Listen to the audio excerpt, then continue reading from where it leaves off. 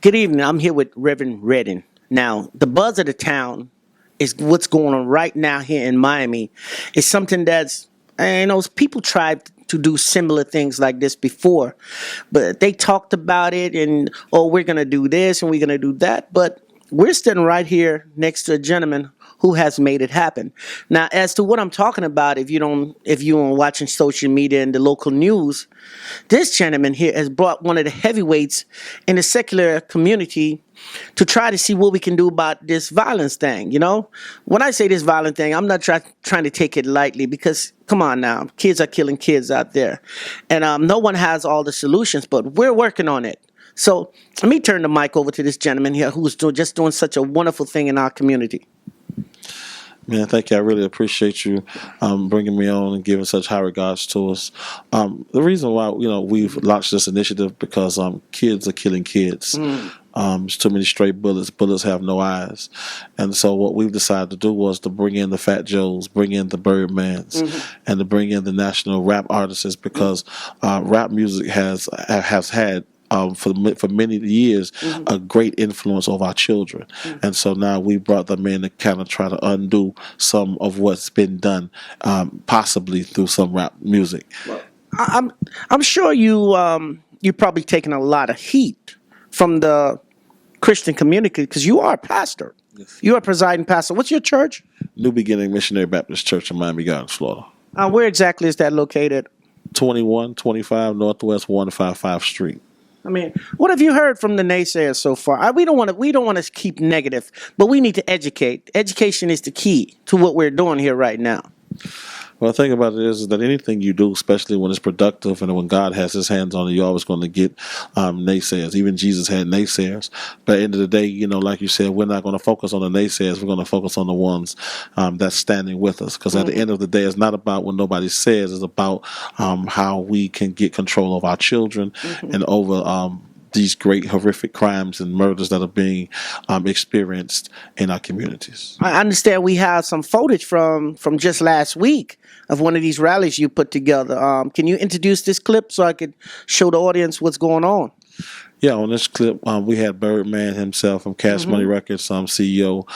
He was there live in color, and he was real with the children. He was real with the people. Very, very self-explanatory, so people could understand that bullets have no eyes. And his music may talk about guns, but personally, he does not promote them.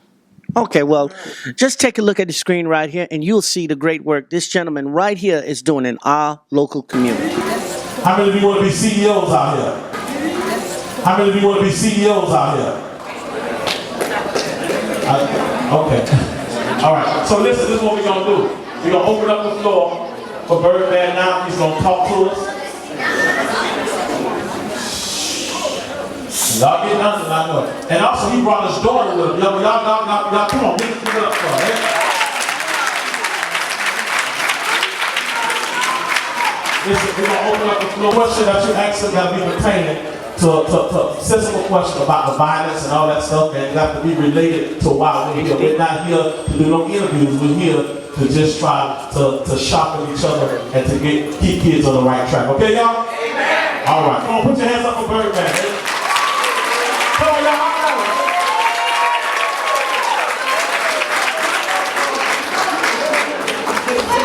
How y'all doing today, man? First of all, thank y'all for having me. I've been living in Miami now for almost 15 years. I'm from New Orleans, but the way y'all have embraced me and my family and my team, I promise y'all I won't ever leave Miami and I'm going to be out here for a while. Thank y'all very much. So I came out here to talk to y'all, so whatever you feel like asking me, I'm with it. What's your favorite song? My favorite song I ever did, or just what I listened to? Your favorite song? Probably have to be Still Fly. A song I did with me and Manny Fresh was when I was in a group called Big Timers. Probably was before your time, but it's called Still Fly. One of the biggest records I've had so far in my life, and I done put out. Yeah. What you say, little man? We were just looking up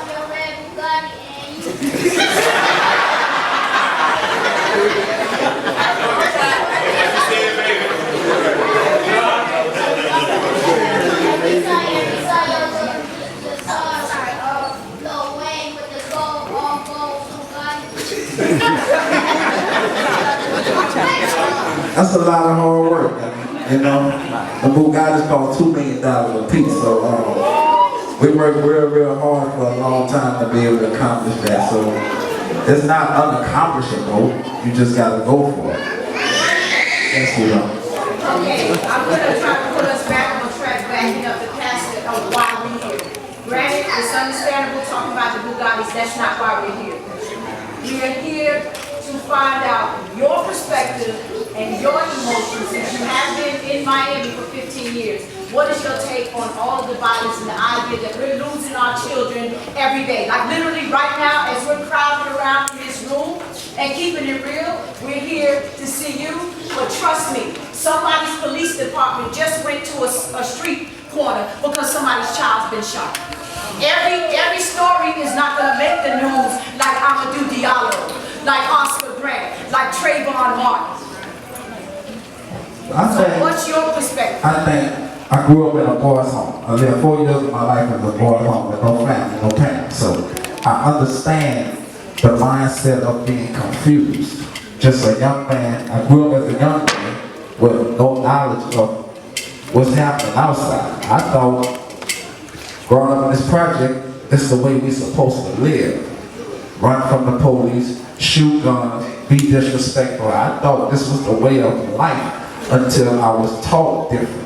And then in different cities you have aftercare programs. I think we don't have in Miami.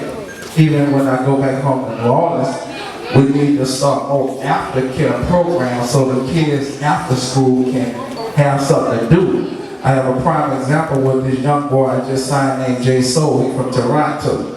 No parents, nowhere to live. He really lived in these aftercare programs and took music, because it teaches music, computer, it teaches a lot of things we need to deal with society, and that's how I learned about him, and I totally changed his life. So I really understand just being a young man, because I was that young man really just lost without no knowledge of, you know, jailhouse changed my life. When I went to jail, I learned about God, and that would change my life. Besides that, if I didn't go to jail, I probably would be dead or doing a lot of sensitive shit that I honestly thought was right. Because nobody taught me that what we was doing was wrong. I thought selling drugs, running from the police, shooting, I thought all this was the way of life until I was taught the right way, and what taught me was being incarcerated. Hopefully these young men don't have to be incarcerated, but I just think out here we need more aftercare programs. We need to get with the politicians and the people who can make all this possible and have that available, because a lot of kids after school don't have nothing to do, nowhere to go, so we got to give them something that interests them. Sports ain't for everybody. And sports is a big thing in Miami. But some people might not want to do sports. So I just think if we open up and come together and do a lot of aftercare programs, maybe we could save one. We might can't save everybody, but if we could save some, I think it'll be great. I didn't have no biological, so I lived in a boys' home in New Orleans, which was called Melody Boys' Home, for like 4 or 5 years. So just me growing up that way, really I'm passionate about this. I don't do this for publicity. That's not what I do this for. I do this because I was raised like this. I was really one of the kids that was unfortunate and lost because I didn't have nobody. So for me, I would really like to come out here because I'm living out here. And we get with the people who can make this possible, and we start aftercare programs with computers, music, any way that to make the young man a better man where he can go into this world and survive. Retaliation never solves the problem. None of us can get our children back. Pastor Ray, can you have a few words with the people, man? Just share with the people, man, about what's going on. What can we do to be a change in the community and give somebody some strength and some hope, man? We appreciate what you guys doing. Thank you so much, Birdman, for coming out. We're just gonna continue to do what we're doing, share with the kids, be kind, teach them good values, and just keep it moving. and we we give God all the glory for everything, and we're grateful that Birdman took time out of his schedule to be with us today to share with these children of our community to give them hope. Amen. Thank you. I want to thank this man for even allowing me to come out and embracing the town, the city, the young world, just feeling comfortable enough to invite me to his church. And like I told him, I'll be here this Sunday, and